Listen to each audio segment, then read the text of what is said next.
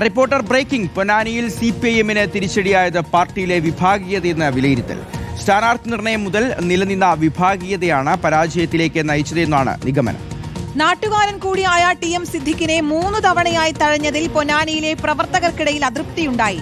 ന്യൂനപക്ഷ ഏകീകരണം നടന്നിട്ടുണ്ടെന്നും വിലയിരുത്തുന്നു. കേഡ വോട്ടുകൾ ഉൾപ്പെടെ ചോർന്നപ്പോൾ 2006 മുതൽ CPIM-നൊപ്പം നിന്ന് ഉരുക്കുകോട്ടയാണ് പാർട്ടിക്ക് നഷ്ടമായത്.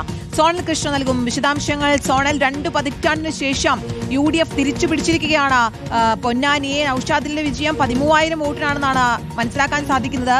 എന്തൊക്കെയാണ് അവിടെ CPIM-ന് തിരിച്ചടിയായി ഉണ്ടായ ഘടകങ്ങൾ? ഈ പാർട്ടിയിൽ വിഭാഗീയത അത് വലിയ തരത്തിൽ ഈ തെരഞ്ഞെടുപ്പിൽ അത് പ്രതിഫലിച്ചു എന്നല്ലേ നമുക്ക് മനസ്സിലാക്കാൻ സാധിക്കുന്നതാ?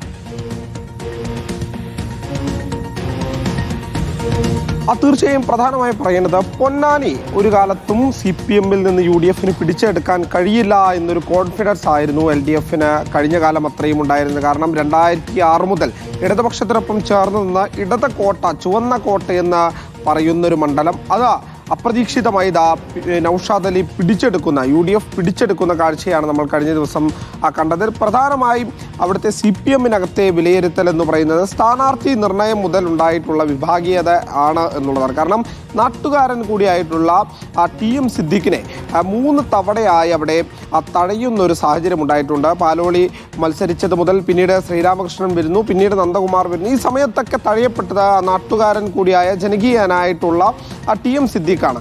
അങ്ങനെ കഴിഞ്ഞ തവണ നന്ദകുമാർ മത്സരിച്ച സമയത്തും വലിയ പ്രതിഷേധം, ഏകദേശം 10,000-ഓളം ആളുകളെ അണിനിരത്തിക്കൊണ്ട് വലിയ പ്രതിഷേധ പരിപാടികളൊക്കെ അവിടെ നടത്തിയത്. പക്ഷേ അവസാന ഘട്ടം വിധി വന്നപ്പോൾ 18,000-ലധികം വോട്ടുകൾക്ക് ഭൂരിപക്ഷത്തിൽ ഇടതുപക്ഷം ജയിച്ചു വന്നൊരു മണ്ഡലമായി അത് കണക്കാക്കിയത്. പക്ഷേ ഇത്തവണയും അത്തരമൊരു അത്ഭുതം, മാജിക് നടക്കുമെന്നാണ് ഇടതുപക്ഷം കരുതിയിരുന്നത്. പക്ഷേ അത് പാടെ മാറിക്കഴിഞ്ഞു. UDF-ന്റെ ഒരു തരംഗത്തിൻ്റെ കൂടെ ഈ വിഭാഗീയത കൂടിയപ്പോൾ CPM-ന് വലിയ തിരിച്ചടിയായി പൊന്നാനി എന്നുള്ളത് നമുക്ക് പറഞ്ഞു വെക്കേണ്ടി വരും.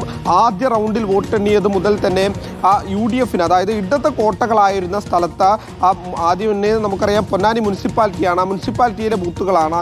അങ്ങനെ എണ്ണി വന്നപ്പോൾ പഞ്ചായത്തുകളിൽ ഉൾപ്പെടെ ചെറിയൊരു ലീഡ് വല്ലാത്തുരുത്തിയിൽ മാത്രമാണ് LDF-ന് ഉണ്ടാക്കാൻ വേണ്ടി കഴിഞ്ഞിട്ടുള്ളത്. ബാക്കി എല്ലാ ഇടത് കോട്ടകളിലെല്ലാം തന്നെയും ലീഡ് ചെയ്ത് നിന്നത് UDF ആണ് എന്നുള്ളതാണ് ഏറ്റവും തിരിച്ചടിയായി LDF-ന് പറഞ്ഞു വെക്കാനുള്ളത്. അതിൽ അവർ കണ്ടെത്തിയിട്ടുള്ളൊരു പ്രധാനപ്പെട്ട കാര്യം ന്യൂനപക്ഷ വോട്ടുകളെല്ലാം തന്നെ ഏകീകരിക്കപ്പെട്ടിട്ടുണ്ട് എന്നുള്ളതാണ്. അതിൻ്റെ ഒരു കാഴ്ചയാണ് തീരദേശ മേഖലയിൽ പോലും UDF-ന് മുന്നിട്ട് നിൽക്കാൻ കഴിഞ്ഞിട്ടുള്ളത് എന്ന് അവർ ആവർത്തിച്ച് പറയുന്നുണ്ട്. കാരണം ഇക്കാലം അത്രയും കഴിഞ്ഞ 2 പതിറ്റാണ്ടായി തീരദേശ മേഖലയിലൊക്കെ വലിയ ഭൂരിപക്ഷത്തിൽ ലീഡ് ചെയ്തിരുന്നത്, പഞ്ചായത്തുകളെല്ലാം തന്നെ ലീഡ് ചെയ്തിരുന്നത് LDF ആയിരുന്നു. പക്ഷെ അത് പാടെ മാറ്റിക്കൊണ്ടാണ് ഇത്തവണത്തെ ഫലം വന്നിട്ടുള്ളത് എന്നുള്ളതും വളരെ പ്രധാനമായി നമുക്ക് പറയേണ്ടതാണ്. അതോടൊപ്പം നൌഷാദ് അലിയുടെ പ്രവർത്തനം കൂടി നമുക്ക് എടുത്തു പറയേണ്ടത്. കഴിഞ്ഞ 3 വർഷമായി പൊന്നാനി കേന്ദ്രീകരിച്ച് ക്യാമ്പ് ചെയ്തുള്ള ഒരു പ്രവർത്തനം നൌഷാദ് അലിയുടെ ഭാഗത്ത് നിന്ന് ഉണ്ടായിട്ടുണ്ട്. തീരദേശ മേഖലയിൽ മെഡിക്കൽ ക്യാമ്പുകൾ ഉൾപ്പെടെ നടത്തിക്കൊണ്ട് ചികിത്സ, സ്ത്രീകൾക്ക് ഉൾപ്പെടെയുള്ളവർക്ക് ചികിത്സ ഉറപ്പാക്കുന്ന ഒരു പദ്ധതി